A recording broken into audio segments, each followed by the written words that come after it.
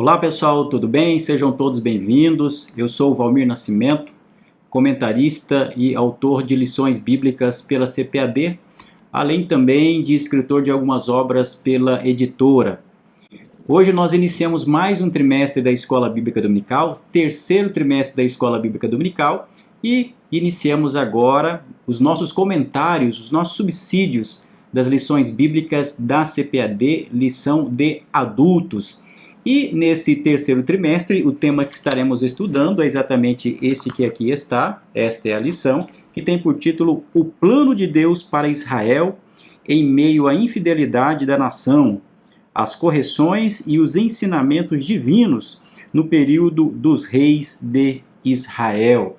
Então, esta é a lição que estudaremos nesse terceiro trimestre de 2021, onde vamos estudar sobre os dois livros de Reis, dois livros importantíssimos que nós vamos aprender acerca da história da nação de Israel e a partir disso vamos extrair algumas lições, alguns ensinamentos teológicos e espirituais para a vida cristã. E na primeira lição, nós vamos estudar sobre o título Ascensão de Salomão e a Construção do Templo. Antes de entrarmos propriamente na lição de hoje, na nossa primeira lição, eu já faço um convite para você que ainda não é inscrito aqui no meu canal, Cultura e Teologia, inscreva-se e faça parte dessa comunidade e convido você também a se inscrever no canal Academia Teológica, já que esses subsídios estarão sendo transmitidos por esses dois canais, beleza? E também eu deixo as minhas redes sociais, caso você queira me acompanhar nas minhas publicações nas mídias digitais. Ok, pessoal? Então vamos para o comentário da nossa primeira lição, que tem por título exatamente A Ascensão de Salomão e a Construção do Templo. Vamos lá? O texto áureo da primeira lição diz o seguinte: E não podiam ter-se em pé os sacerdotes para ministrar por causa da nuvem, porque a glória do Senhor enchera a casa do Senhor. Primeiro livro de Reis, capítulo 8, versículo 11. Verdade prática. O pedido de sabedoria feito por Salomão a Deus aponta para a maturidade espiritual que Deus deseja para seus filhos. Então aí nós temos a nossa verdade prática e também o texto áureo desta primeira lição. E como introdução geral ao nosso trimestre, já que esta é a primeira lição, como já bem destaquei, nós vamos estudar ao longo desse trimestre, desse terceiro trimestre de 2021, acerca dessa temática, que é o plano de Deus para Israel em meio à infidelidade da nação, as correções e os ensinamentos divinos no período dos reis de Israel. Então nós iremos, nessas aulas que teremos ao longo desse trimestre, nós vamos nos debruçar nos livros históricos de Reis, primeiro e segundo livro de Reis.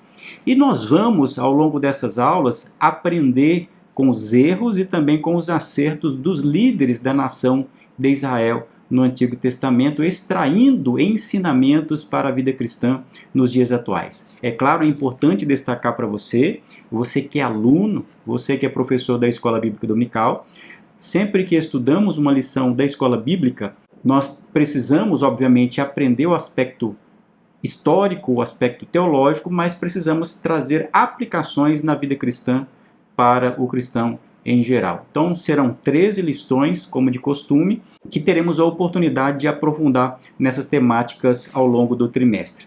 Destaco também que essa lição foi escrita pelo pastor Clayton Ivan Pomerening, ali de Joinville, Santa Catarina, autor de diversas obras pela CPAD e teólogo também com diversas lições comentadas pela CPAD, e agora nós temos a oportunidade de tratar desse assunto.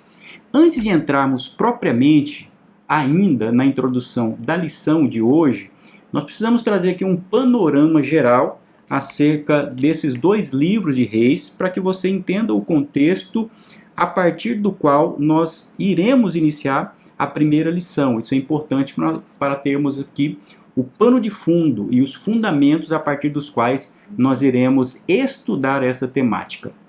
Então, o que nós precisamos considerar, e você como professor da escola bíblica e aluno da escola dominical, ou você que quer aprender acerca dos dois livros de Reis, nós primeiro devemos compreender que esses dois livros que estão separados nas Bíblias contemporâneas, na verdade formam um único livro, é um único conteúdo.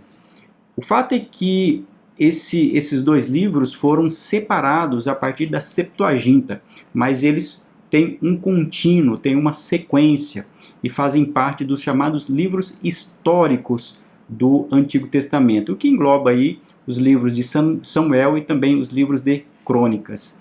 É interessante destacar também, para nossa compreensão geral acerca desse estudo, que o livro de Reis, ou os livros de Reis, foram escritos por volta de 561 e 562 a.C. E destaco, inclusive, que provavelmente, segundo os maiores estudiosos do Antigo Testamento, provavelmente o autor desses livros das Escrituras Sagradas foi o profeta Jeremias. Exatamente, o profeta Jeremias, o grande profeta do Antigo Testamento, o chamado profeta das lágrimas, o profeta chorão, o que é muito interessante para nós entendermos um pouco sobre esse livro, quando nós vamos perceber o seu conteúdo e o fato que extraímos dali sobre a forma como o autor destaca a necessidade da nação de Israel sempre estar com seu coração voltado para o Deus de Israel. É claro que, embora possivelmente esse livro tenha sido escrito por Jeremias, existem incrementos posteriores àquilo que ele escreveu, porque existem alguns fatos que vão além do período de vida de Jeremias. Com relação ao conteúdo desse livro de Reis, o que nós podemos entender é que a forma como o livro, e eu estou aqui me referindo no singular livro de Reis, como destaquei, porque tem o mesmo conteúdo, o livro foi escrito em forma de narrativa, em forma de uma história acerca, como obviamente os nomes designam, acerca dos reis da nação de Israel. Sempre considerando a atuação desses reis da nação de Israel, ou seja, o período de monarquia da nação de Israel, à luz da aliança que Deus tinha com o seu povo, olhando desde a lei mosaica. A mensagem principal que nós vamos extrair da leitura do livro de Reis é exatamente uma mensagem que leva ao povo de Israel para entender que a prosperidade e o bem-estar de toda a nação dependia da obediência e fidelidade do rei e também do povo em relação a Deus. Ou seja, quando um rei saía da orientação de Deus e o povo seguia o mesmo caminho, esse povo, obviamente, essa nação não prosperaria. E quando essa nação voltava o seu coração para Deus, a partir do exemplo e da direção e da liderança do rei, Deus ouvia e atendia os desejos e as necessidades do seu povo. Então, se olharmos propriamente para a teologia do livro de Reis, nós vamos extrair exatamente essa concepção que tem a ver com uma concepção teológica do Antigo Testamento, que leva em consideração a ação, a obediência e até mesmo meritória por parte da nação de Israel em relação às ações de Deus. Isso não significa dizer que no Antigo Testamento nós não tenhamos manifestações da graça de Deus e a misericórdia de Deus, até porque tem. O que nós estamos apresentando aqui é o panorama teológico do Antigo Testamento, mas a graça abundante ela vai se manifestar de maneira plena, como nós conhecemos no Novo Testamento, com a vinda de Jesus. Não, a partir desse pano de fundo é que nós vamos estudar a história desses líderes da nação de Israel. E é interessante que, ao concebermos a importância desses líderes, é que nós vamos também fazer uma aplicação para os dias atuais. Se o rei de Israel tinha uma vida e essa vida influenciava a nação de Israel, nos nossos dias precisamos também fazer essa comparação, ainda que sejam situações, épocas completamente distintas, mas são algumas aplicações que podemos fazer nos nossos dias. Agora, entrando propriamente na lição de hoje e destacando que eu sempre procuro apresentar uma lição clara, objetiva, tratando dos principais tópicos, mas sem cairmos, obviamente, em um comentário que seja raso, eu vou aqui ser o mais objetivo possível. E já começando aqui na introdução, o comentarista diz assim: por amor ao rei Davi, Deus permitiu que Salomão estabelecesse um reino sólido, próspero, justo, cheio de glória e poder. Foi durante o reinado de Salomão que Israel atingiu seu apogeu na história. Entretanto, mesmo diante de toda essa grandeza promovida por sua sabedoria, esse destacado monarca se deixou levar por interesses políticos e desejos pecaminosos. Então, o tema central que nós vamos estudar hoje, a partir desse comentário, é exatamente o rei Salomão, filho de Davi. Vamos entender um pouco o início do seu reinado, as suas virtudes e também as suas fraquezas. E para isso, o comentarista escreve esta primeira lição dividido em 3 tópicos. O primeiro fala sobre a sabedoria de Salomão, o segundo fala sobre a consolidação do poder e o terceiro vai falar sobre a construção do templo. Por uma questão cronológica, assim, para melhor compreensão, eu vou explicitar o primeiro tópico, que fala sobre a sabedoria de Salomão, vou explicitar sobre o terceiro tópico, que fala sobre a construção do templo, e daí sim falar sobre a consolidação do poder do reino de Israel a partir de Salomão, porque acredito que essa seja a melhor sequência conforme nós estudamos no primeiro livro de Reis. Então, o primeiro tópico fala sobre a sabedoria de Salomão. O que é importante nós extrairmos desse primeiro tópico, você que é aluno, você que quer compreender sobre essa passagem do primeiro livro de Reis. A sabedoria de Salomão, o primeiro subitem é a virtude de Salomão. O que nós extraímos daqui é exatamente um contexto em que Salomão assume o reinado da nação de Israel. Nós sabemos, Salomão é filho de Davi, e vale dizer, quando ele assume o poder na nação de Israel, vale destacar que a assunção do poder na nação de Israel por parte de Salomão não foi uma assunção fácil. Destacando, ainda que de maneira sintética, próximo à morte de Davi, aconteceram lutas políticas, aconteceram conspirações, aconteceram sérios embates familiares, inclusive mortes na família de Davi. E diante dessa situação, nós vamos perceber, ao lermos o primeiro livro de Reis, que Salomão assume o reinado de Israel por uma providência divina. É claro, Deus estava conduzindo ali aquela transição de poder da nação de Israel, porque Davi está agora com uma idade elevada, uma pessoa que não tem tanta autonomia assim, e daí nós vamos perceber que Adonias, que era o seu filho, naquela ocasião mais velho, pretende assumir o poder. Inclusive ele faz uma festa já se declarando como rei. E nessa circunstância alguém alerta Batseba, que era mãe de Salomão, dizendo para ela adotar as providências necessárias, porque senão Salomão não assumiria o poder. Então Batseba, de maneira muito diligente, vai até Davi e relembra a Davi acerca da promessa que ele havia feito de que Salomão seria o rei da nação de Israel. Então, é quando, aí sim, Davi declara que Salomão viria a ser o rei da nação de Israel.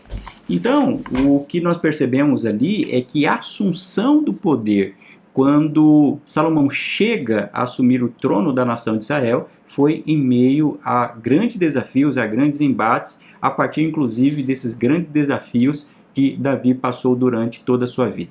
E ao olharmos para o perfil de Salomão quando ele vai assumir o poder, nós temos algumas lições muito bonitas.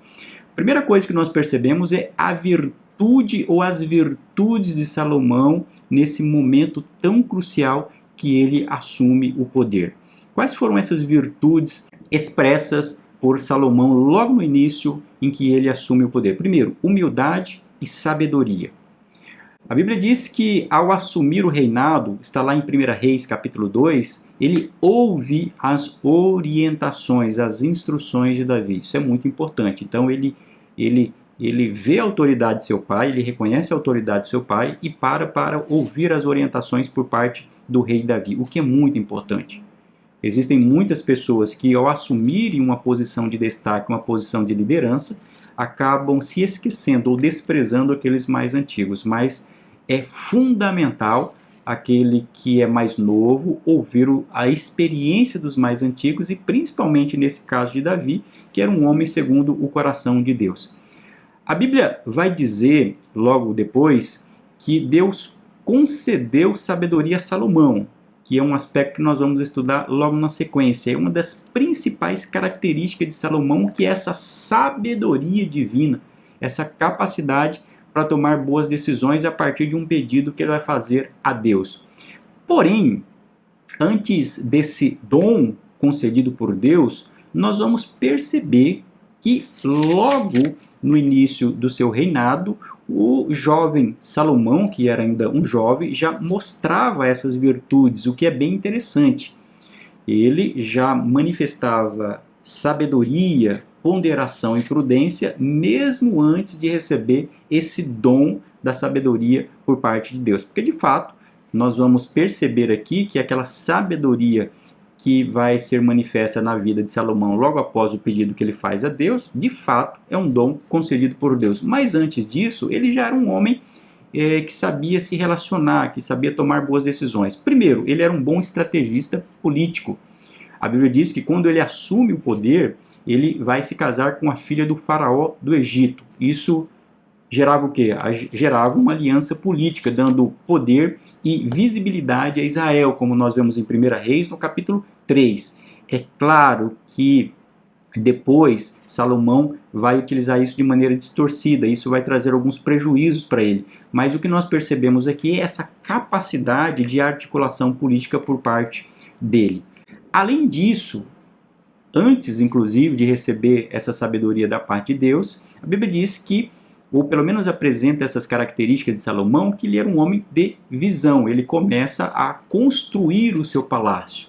Ele percebe que para ser reconhecido como um grande líder, como um grande rei e também a sua nação, ele precisa construir, ele precisa de infraestrutura na sua nação. Mas a principal característica que nós vamos perceber aqui de virtude por parte de Salomão é que a Bíblia diz que ele amava o Senhor e andava nos seus estatutos, principalmente tendo como exemplo seu pai Davi. Está lá em 1 Reis, capítulo 3, versículo 3, ou seja, era um homem que amava a Deus e queria servir a Deus. E a partir disso daí nós vamos perceber também que ele era um homem que tinha prudência e discernimento. E quando nós falamos de sabedoria no Antigo Testamento e falamos da sabedoria por parte de Salomão, precisamos entender que sabedoria no Antigo Testamento tem uma outra conotação daquela sabedoria grega que é o panorama mais comum do Novo Testamento. No Antigo Testamento, a ideia de sabedoria envolve o quê? Uma vida ética, uma vida de conduta adequada e, sobretudo, de acordo com a lei divina, como nós vemos, anote aí, Salmos 37, verso 30 e Provérbios 10, verso 31.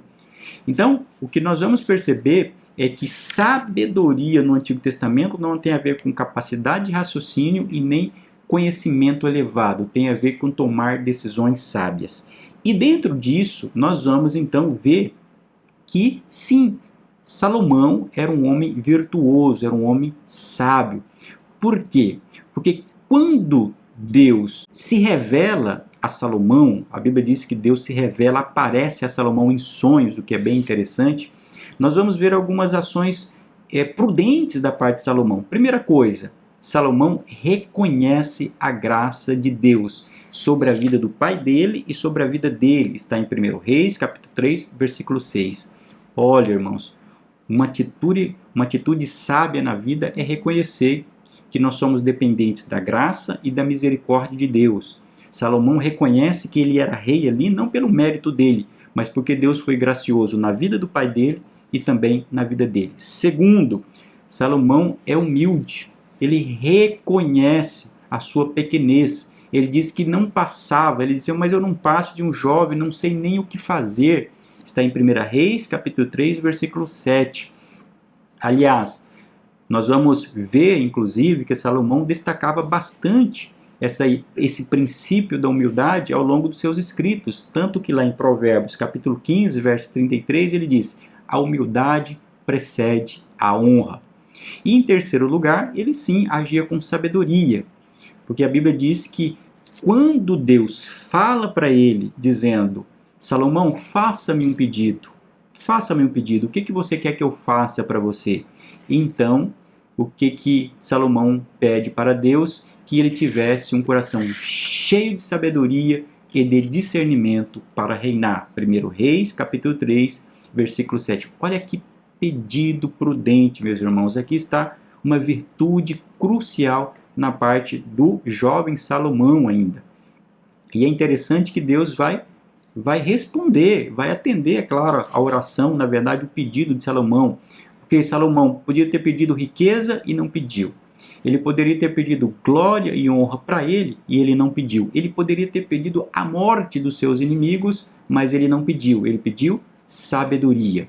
E pelo fato, diz a Bíblia, Deus respondendo a ele, pelo fato de ele não ter pedido riqueza, glória e honra, ele pede então sabedoria, e a Bíblia diz que Deus se agradou do pedido que Salomão fez, o que é bem interessante, porque a sabedoria, ter sabedoria na vida, quando nós temos sabedoria, nós conquistamos muitas outras coisas que tornam a vida mais adequada e de acordo com a vontade de Deus. E o que é interessante, que Deus atende ao pedido de Salomão e diz que ele seria o homem mais sábio do mundo, o homem mais sábio da terra. E o que é mais interessante ainda é que Deus diz assim: além de eu dar aquilo que você está pedindo, a sabedoria, eu darei aquilo que você não está pedindo, que é riqueza e fama. Ou seja, o propósito primordial de Deus para a vida de Salomão era a sabedoria, para que ele pudesse reinar com prudência sobre a nação de Israel. Mas como consequência disso, ele seria conhecido e teria muito riqueza para a nação de Israel. Isso daqui é algo primoroso para nós. Porque as pessoas que recebem riqueza e fama sem sabedoria, a riqueza e a fama, com o passar do tempo, se vai. Ou muitas pessoas, muitos jovens que recebem herança da parte de seus pais, fica por um tempo, mas sem sabedoria, sem a capacidade de conduzir aquele negócio, aquilo em determinado momento vai embora. E aqui Salomão dá um exemplo, ele quer sabedoria, ele quer saber reinar.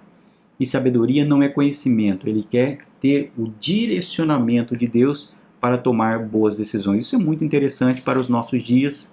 Vivemos dias de ostentação, pessoas que estão em busca da fama, estão em busca de prosperidade somente, mas aqui o princípio que Salomão apresenta como exemplo para nós é buscarmos sabedoria. E da mesma forma devemos buscar esta sabedoria. Agora, precisamos entender o que significa essa sabedoria. E no terceiro item do primeiro tópico, o comentarista fala sobre sabedoria na prática da vida. Em termos bíblicos e aplicados à vida cristã, sabedoria não é a mesma coisa que inteligência. O que é inteligência? Inteligência é capacidade de raciocínio, é capacidade analítica. Às vezes se expressa na capacidade matemática, às vezes se materializa através da capacidade de raciocínio lógico, através de habilidades outras, mas sabedoria não é o mesmo que inteligência. Assim como sabedoria não é a mesma coisa que conhecimento, ou seja, o estudo, o aprofundamento, a erudição, a capacidade de reter informações.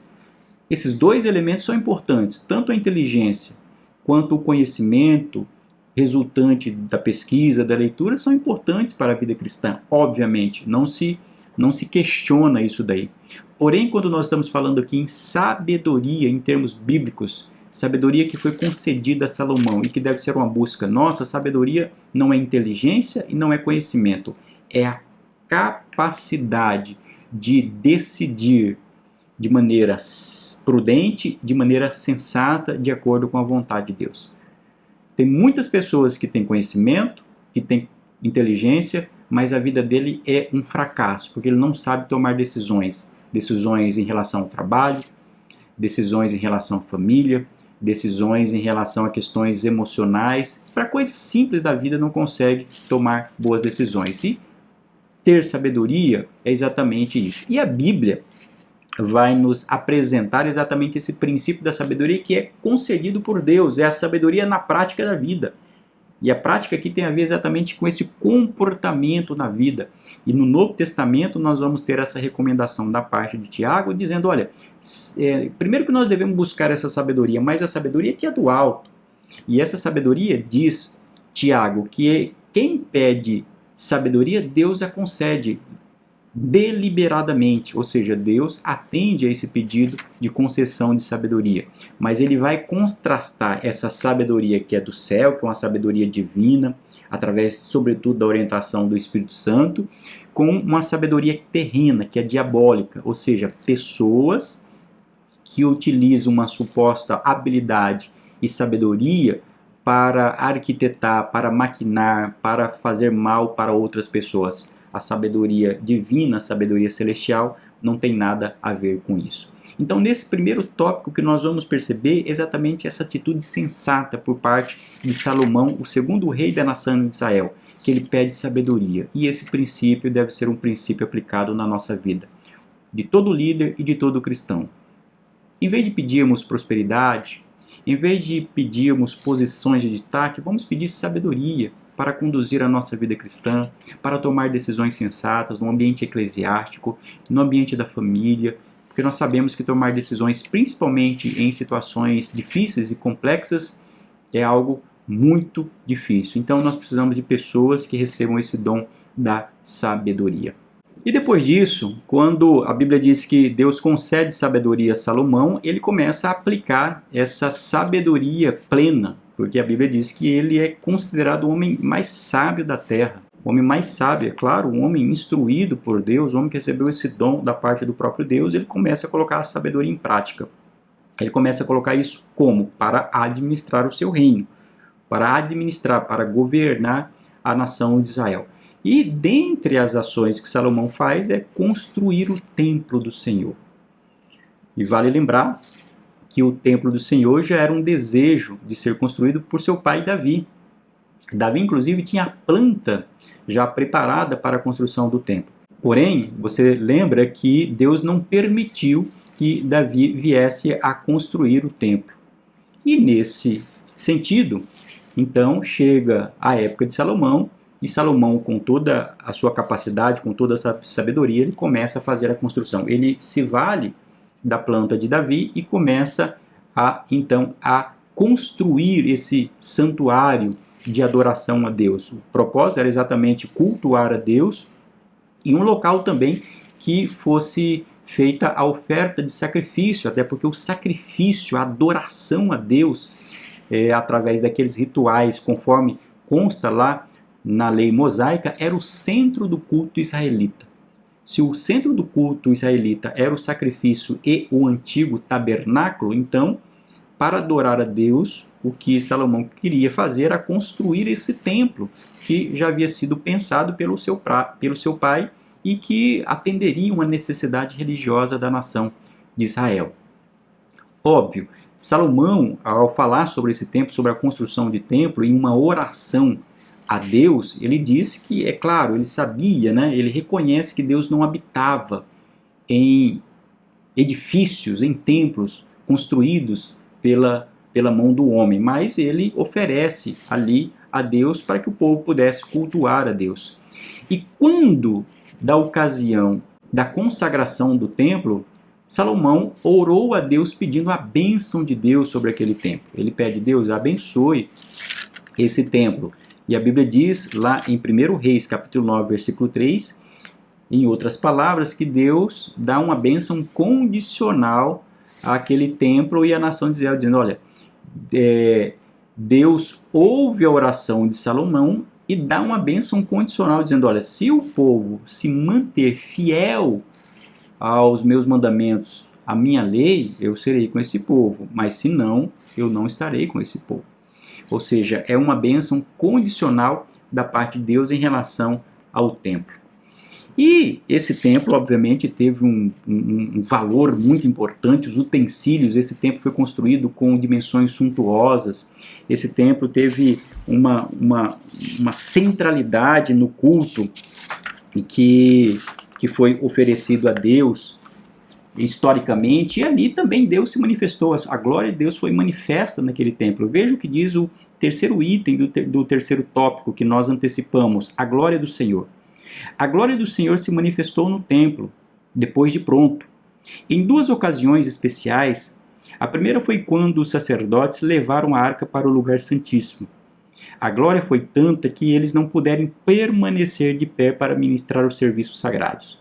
A alegria e o temor da presença de Deus fizeram Salomão proferir uma das mais belas orações da Bíblia, como eu já destaquei, 1 Reis, capítulo 8, versos 22 a 53, e também 2 Crônicas, capítulo 6, versos 14 a 42, que reconhece a grandeza, o senhorio, o poder, a misericórdia e o amor de Deus sobre todas as coisas.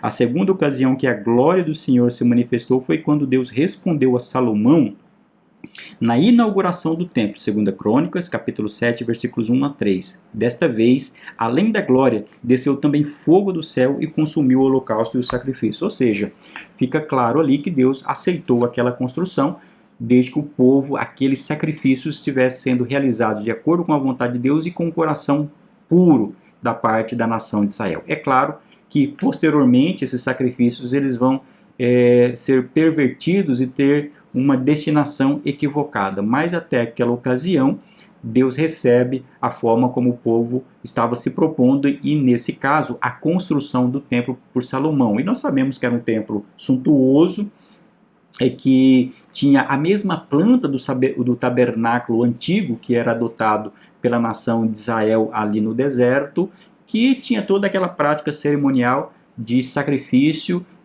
que era conduzido pelo sacerdote e pelo sumo sacerdote. Isso daqui também nos aponta para o quê? Uma vida sábia, um líder sábio que está na orientação de Deus, sim, ele pode produzir construções, ele pode fazer edificações adequadas, igrejas, templos, casas, enfim, obras que estejam de acordo com a vontade de Deus. Esse é um princípio fundamental e Salomão sabia dessa necessidade. Então, uma das primeiras ações que Salomão vai realizar utilizando a sua sabedoria é a construção do templo. Nós sabemos que posteriormente esse templo ele será destruído, mas aqui a imagem dele tem um valor muito importante para a unidade da nação de Israel. Obviamente que aí sim nós vamos tratar do segundo tópico que fala sobre a consolidação do poder. Assim como Salomão começou a fazer aquela construção do templo, demonstrando o poder que ele tinha de planejamento, de organização, também do ponto de vista financeiro, porque ele utilizou materiais preciosos ali para fazer os utensílios, madeira, enfim. Isso mostra que o poder do reinado de Salomão estava se consolidando. Então, de fato, há uma consolidação, um crescimento da nação de Israel e do próprio Salomão. Primeiro, há uma consolidação política. Ele consolidou-se politicamente, me desculpe, né? Como que ele se consolidou politicamente? Fazendo alianças com outros reinos. Então, como eu já destaquei, ele fez alianças com o Egito e também com outras nações próximas. Como eu disse, para o crescimento da nação de Israel, isso foi muito importante.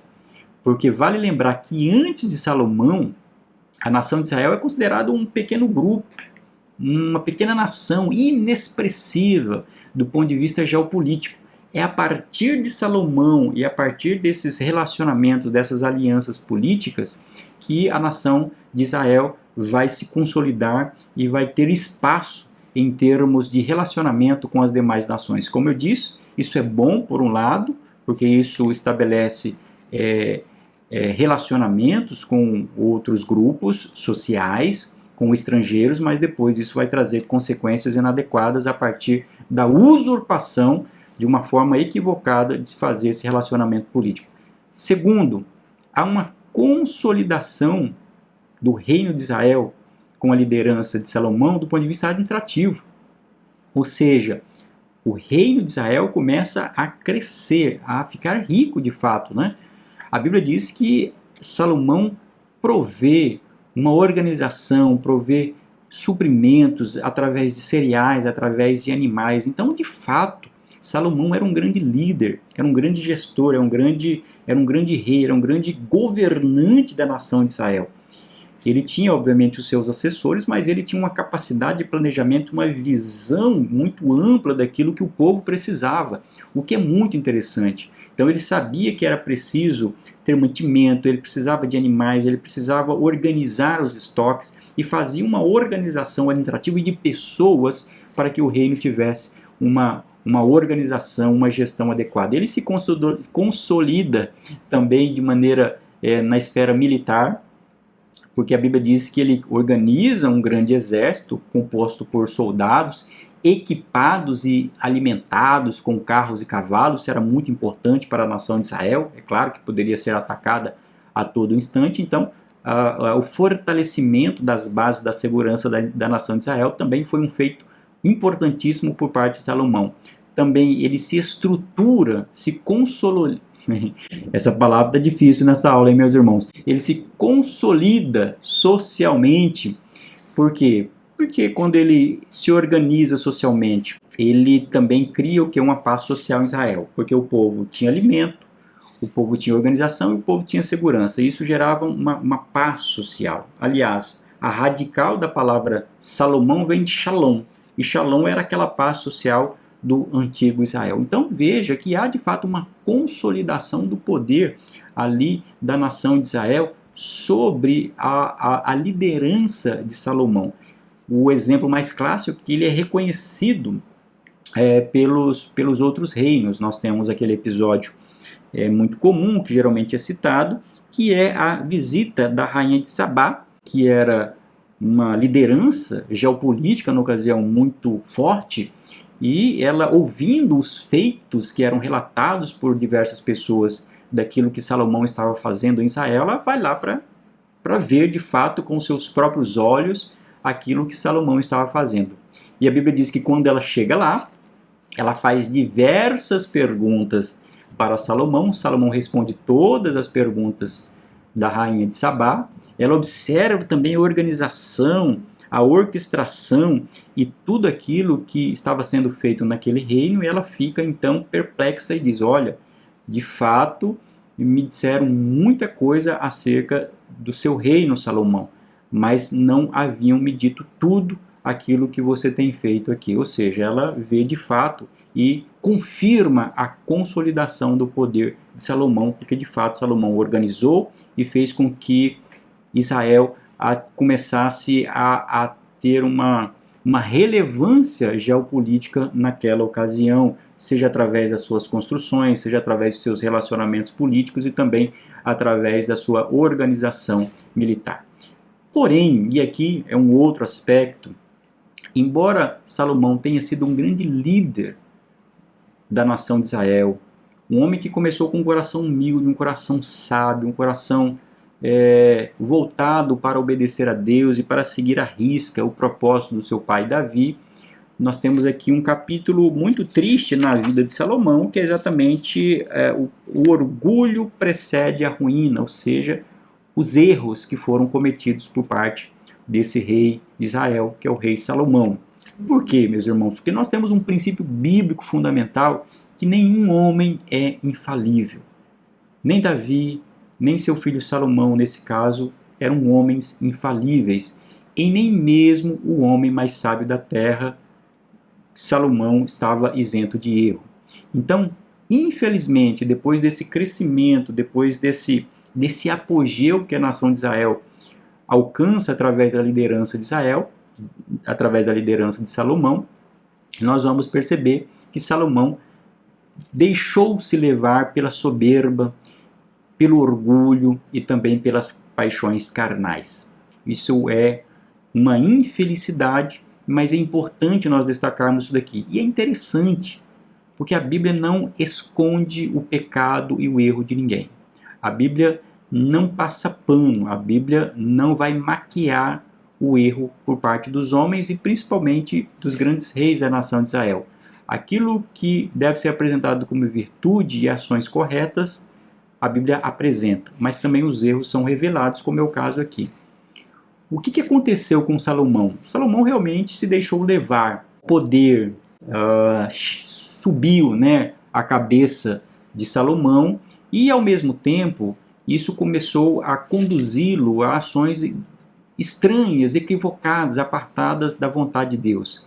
As alianças políticas que Salomão havia feito, gerando casamentos com povos estrangeiros, foi fatal, foi muito prejudicial para Salomão e também para a nação de Israel, porque através dessas alianças políticas, geralmente elas eram estabelecidas através de casamentos.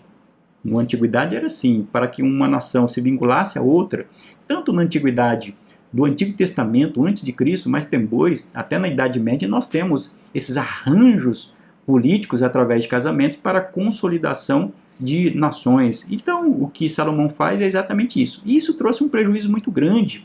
A Bíblia vai dizer, em 1 Reis, capítulo 11, versículo 3, que Salomão casou-se com 700 princesas e teve mais de 300 concubinas.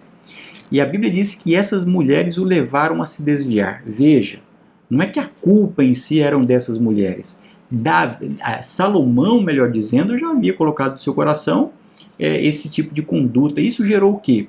Isso gerou uma situação de sincretismo religioso. Salomão se deixou levar por essas mulheres, acabou adorando os falsos deuses que eram professados por essas mulheres, pelas suas concubinas. A Bíblia diz que, inclusive, ele criou altares para falsos deuses, inclusive deuses como Moloque. E isso acabou acabando com a vida espiritual de Salomão, um rei que até então era sábio, mas nesse caso deu espaço para o pecado, para a conduta inadequada, e isso gerou imprudência da parte dele. E a Bíblia vai dizer que Deus decreta, é claro, um julgamento sobre a vida dele.